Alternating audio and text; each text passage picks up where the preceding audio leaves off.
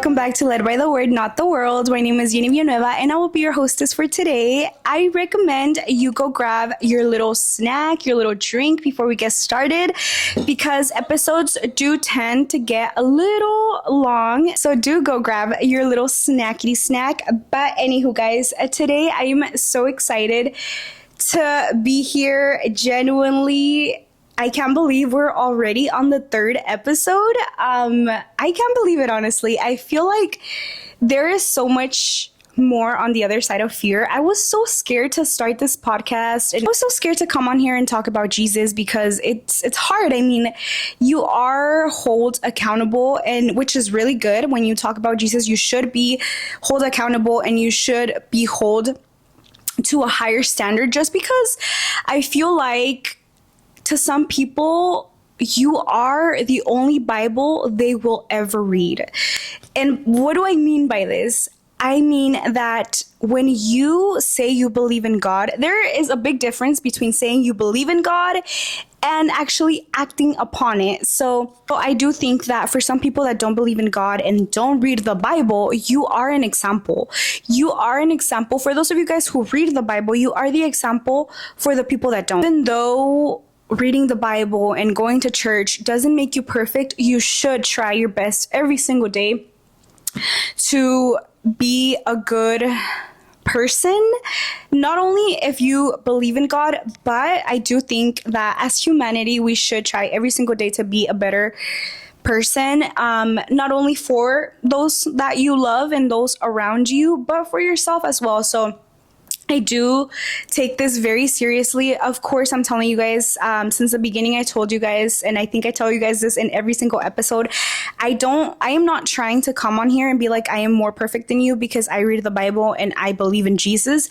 But it is a hard job to come on here and even share my life a little bit, just because I'm telling you guys, you are held accountable. People hold you accountable for believing in God and sharing whatever it is that you share and actually doing whatever it is that you share, because actions matter.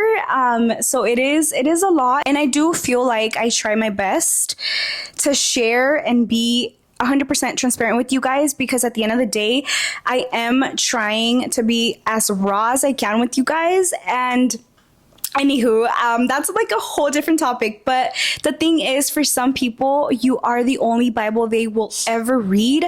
So I do think it's important to put God's name out there and be a good person and be respectful and be nice and be kind and be loving and just be trustworthy. I think God's character is so beautiful. I genuinely don't think that I will ever be as good as God is, because he is literally perfection, and it's really hard to be like him because his character is full of so many good things, and as humanity, unfortunately, we lack a lot of his personality traits. But anywho, guys, today we will be talking about trusting God over self-reliance, and I do think that this topic excites me just because for the past 3 weeks, I've been in this journey. For those of you guys who don't know, I quit my job, and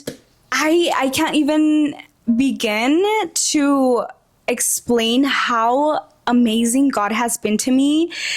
I think that for a long time, I would say that I trusted God and I would say that I was faithful. But for a long time, I would just go to church and I would just read my Bible without actually fully 100% being faithful.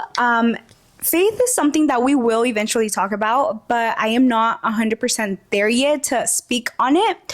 So, eventually we will talk about it. But yeah, guys, my faith was not the strongest. And these past 3 weeks, this past month, genuinely just deciding to surrender and deciding that I was going to let him handle my life was nerve-wracking, and it was scary, and it was not easy.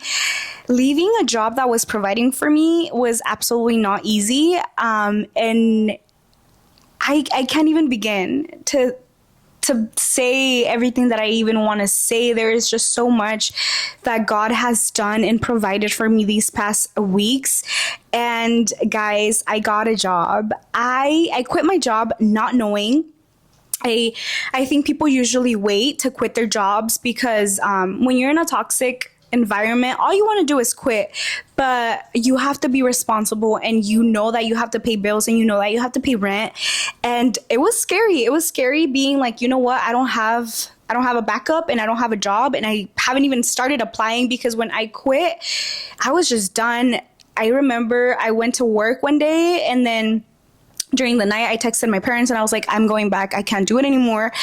And I will. This is like story time for another day. But thing is, I quit my job, and I remember just crying in the car, praying, asking him to guide me, and just surrendering completely to him and his will, because I couldn't do it anymore. I couldn't carry everything that I was carrying. I'm telling you guys, I was making the money. Gracias a Dios, I got to meet a lot of people in this job, and I got to do so many good things. And I was comfortable in this job because I had been doing it for so long, and they gave me the opportunity to manage and become a manager. And I will forever be grateful, because at the end of the day, I think that it's so important to be grateful. But I couldn't do it anymore. Mentally, I was done. I was at my limit. I was drained fully and couldn't do it anymore. And so I decided to quit, and I got a call. I think I quit 3 weeks ago. I do film these in advance. By the time I post this episode, I probably already work at my new job, and I couldn't be more thankful. For once, I surrendered and gave my life to God, and I was like, you know what? You got it from here, God. And that's exactly what he did. I am just so thankful to God, because even in my doubts, he still believes in me, and he still provides for me. And so that's why I wanted to talk about self-reliance and trusting God, because I think most of the time we try to rely on our capacity to do things. And I think that is just so unfair to God for us to be like, you know what, God, I give you my life, and then 10 seconds later be like, oh, but what if it doesn't work out? But what if this? But what if that? And we just fill our mind with what ifs. Right after you said, God, I surrender to you, you start doubting. I'm telling you guys, I'm being 100% transparent with you guys. For once in my life, I decided to trust him, and wonderful things happened. And he handled it, like he handles everything when you actually allow him to. I think most of the time we try to rely on ourselves, and we don't see answers, and we don't see life changes and life transformation, because we don't allow him to actually transform our lives.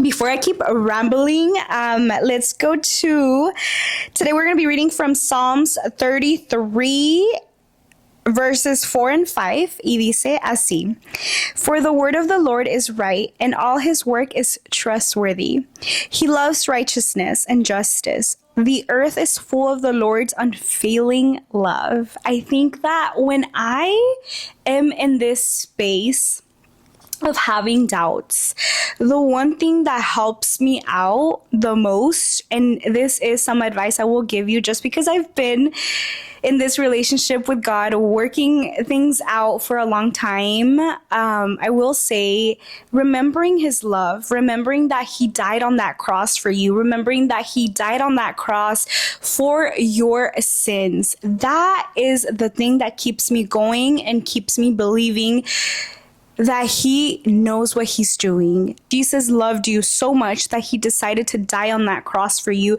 He decided to go through all that pain for you and for your sins. And that's what keeps me being faithful to him. This right here, guys, reading the word every single day. It's so important. It's super. Before I would just go to church, and yes, going to church is part of having a relationship with God, not the most important part. Genuinely, church is not the only way you meet God. There is people meeting God in the worst. I met God here in my room, crying myself to sleep. That's how I met God. That's how I genuinely started creating this beautiful relationship with him. And it has not been easy, but going to church is not the only way of meeting God. So I will say that reading the word is so important, as well as going to church, as well as talking to him, as well as worshiping him. It's super important, but the word of the Lord, this right here for me, I think whenever I'm having doubts, I always think about it and I'm like, he left me this, his handwritten letter. This feeds me, guys. This is literally what feeds my soul. Every single day I learn something new, and every single day there's so much in here. It's so interesting. I think he loves when we're curious, and I will talk about this because later on we will have an episode on curiosity and everything, because he does love when you're curious and you want to know and you want to ask questions. Before, I don't know why I would be so afraid of asking him questions and just letting him into my life. But ever since I let him into my life, I ask him everything. I bother God so many times a day. I'm always like, God this, God that. And I always tell you guys this, but it's true. Like, he has become my dad. He is literally my dad, and I ask him everything, and I always bother him, and I always cry to him, and I always laugh with him, and I always tell him stuff. I'd be in the car just spilling the tea with God, and that has helped my relationship with him. But before I go off, because I can actually ramble for hours, I'm gonna let you guys go, and I hope that whatever we spoke about in this episode, that you felt connected to God in some type of way. I hope that you learned something. I'm telling you guys, I'm not here to teach anything, but if you do get something from this podcast, I do hope that it helps in your journey with God. And if you still haven't given him the chance to be in your life, I genuinely from the bottom of my heart hope that you allow him into your life.